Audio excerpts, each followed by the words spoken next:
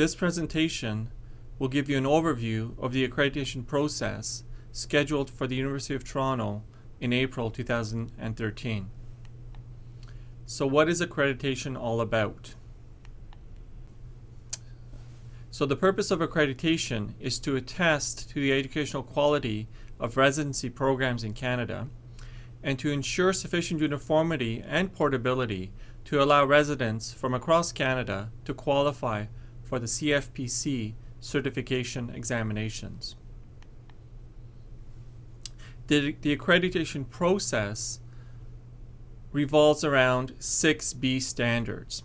They are B1, the administrative structure of the program; B2, that there exist goals and objectives that the program adheres to in the training of their residents; B3, that there is an adequate structure and organization of the program; B4, that there are adequate resources to run the program; B5, examines the clinical, academic, and scholarly content of the program; and B6, assesses the evaluation of resident performance.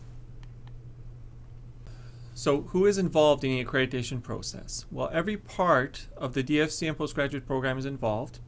This includes you, the residents, as well as PGY3 trainees and fellows. It involves the faculty. It involves the DFCM program directors, coordinators, and site directors, and involves the administrators at the sites as well. So when will the visit take place? It will take place in April, specifically April 7th to the 12th, 2013. The College of Family Physicians of Canada will send a survey team to review the program. The survey team is composed largely of program directors from other universities, resident representatives, and college staff. The CFPC team will meet with the Central DFCM on days 1, 4, and 5 of the visit, and they will meet with each site where they will meet with the chief, the program director, faculty, and residents on days 2 and 3. So specifically, what do you need to know in preparation for the accreditation visit? One of the key elements is knowledge of the goals and objectives or learning outcomes that govern the program. As you know, the DFCM educates residents using a competency-based curriculum, which is the central document that guides your training. And it is available on the PGME DFCM portal at www.portal.utoronto.ca. Your site directors have taken the curriculum and mapped each learning outcome or goal, an objective, to each rotation.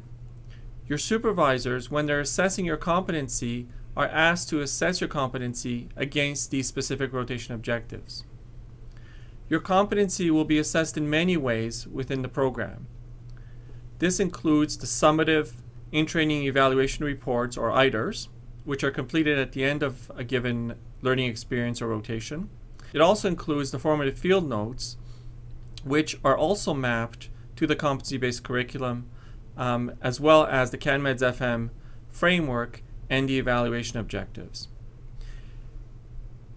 Your competency is also assessed through the series of progress tests that you're expected to write during the course of the residency.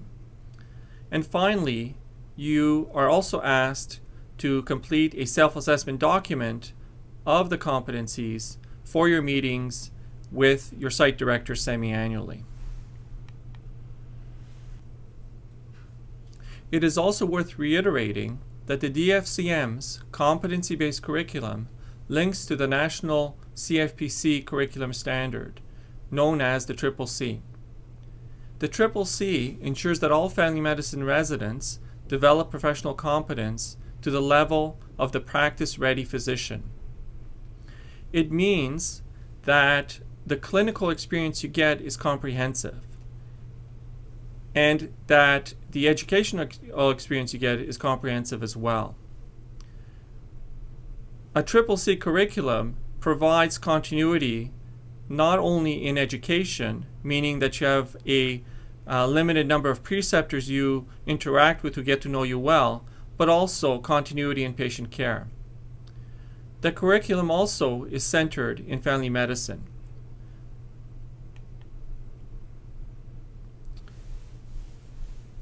The DFCM competency-based curriculum is also mapped to the CanMeds FM roles.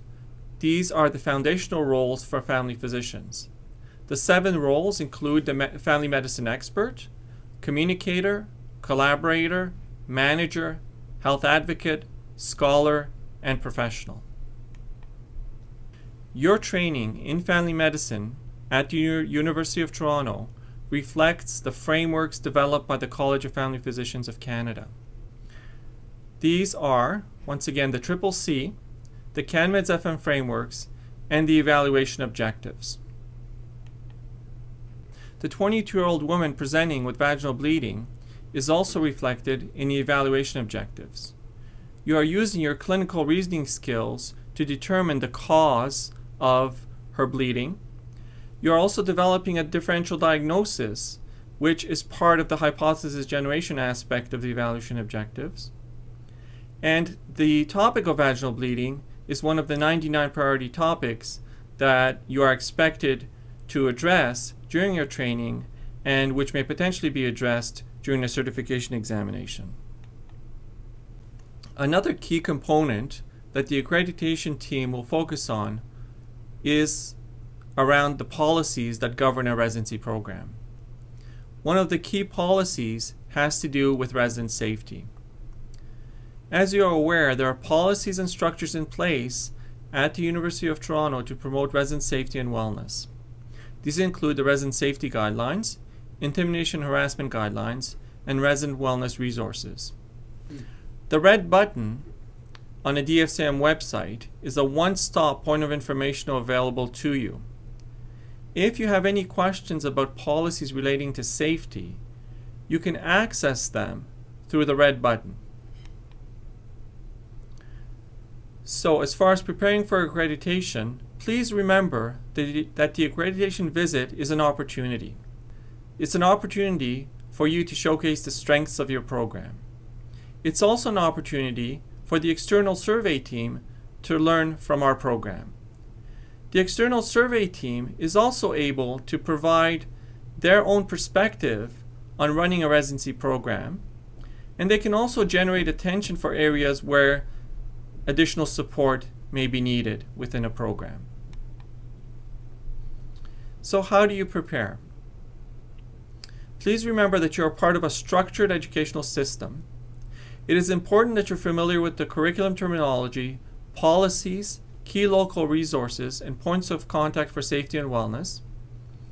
Please ensure that you are participating in a site orientation and academic half-day sessions where accreditation and key elements of the program, such as the competency-based curriculum and policies, are being discussed.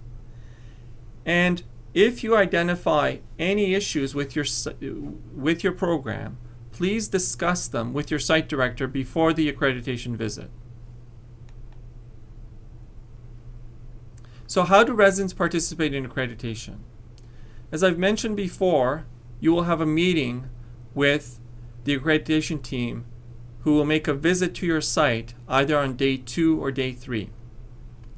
Everyone needs to be present for the meeting with the survey team.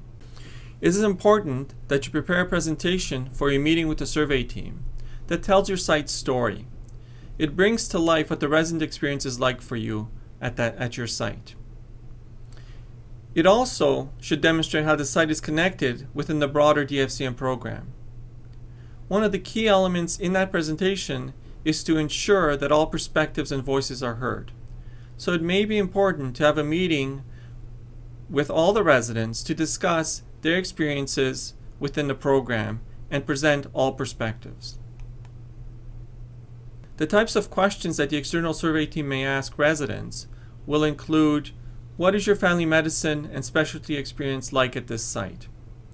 Do you have any safety concerns? How would you describe your program leadership?